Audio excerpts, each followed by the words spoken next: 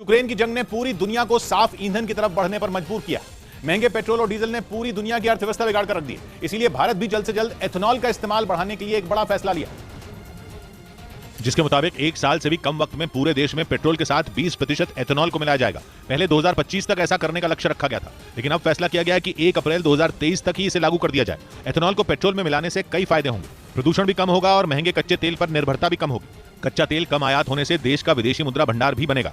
ऊपर से देश के किसानों को होने वाला फायदा अलग, मतलब फायदा ही फायदा। कई साल से सरकार एथेनॉल को पेट्रोल में मिलाने के प्रोजेक्ट पर काम कर रही है। देश के कुछ हिस्सों में ट्रायल भी हो चुका है, लेकिन इस बार तैयारी बड़े पैमाने पर है ताकि जल्द से जल्द पेट्रोल पर देश की निर्भरता को कुछ हद तक कम किया जा सके। योजना यह है कि 1 अप्रैल 2023 तक पूरे देश में पेट्रोल में 20% तक एथेनॉल को मिलाया जाएगा। इससे गाड़ियों पर कोई फर्क नहीं पड़ेगा। गाड़ियां जैसे अभी चलती हैं एथेनॉल वाले पेट्रोल से भी वैसे ही चलेंगी, बल्कि फर्क यह होगा कि एथेनॉल वाला जो पेट्रोल होगा उससे प्रदूषण काफी कम होगा। जहरीली गैसें जो पेट्रोल के जलने से निकलती हैं वो काफी कम निकलेंगी। ऊपर से पेट्रोल की कीमत भी कुछ हद तक कम हो जाएगी। सबसे बड़ी बात यह कि देश को कच्चा तेल कुछ कम इंपोर्ट करना पड़ेगा और इंपोर्ट कम करने से हमारा विदेशी मुद्रा भंडार कम खर्च होगा।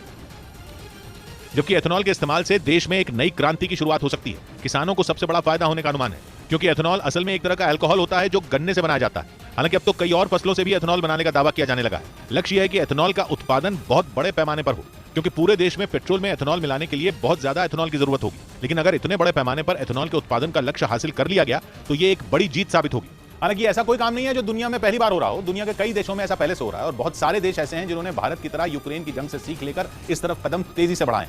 दुनिया में सबसे बड़ा उदाहरण है ब्राजील, जहां करीब 40% गाड़ियां केवल एथेनॉल से चल रही हैं। मतलब एथेनॉल वाला पेट्रोल नहीं, बल्कि 100% एथेनॉल का इस्तेमाल हो रहा है। जबकि वहां बाकी की 60% गाड़ियां जिस पेट्रोल से चलती हैं उनमें 24% एथेनॉल मिला होता है। स्वीडन और कनाडा में भी एथेनॉल का इस्तेमाल बड़े पैमाने पर किया जा रहा है, जबकि कनाडा में तो एथेनॉल के इस्तेमाल को बढ़ावा देने के लिए सरकार की तरफ से सब्सिडी भी दी जा रही है। यूक्रेन जंग के बाद क्लीन फ्यूल की तरफ बढ़ रहे देशों की सबसे ज्यादा दिलचस्पी एथेनॉल के इस्तेमाल को बढ़ावा देने में है।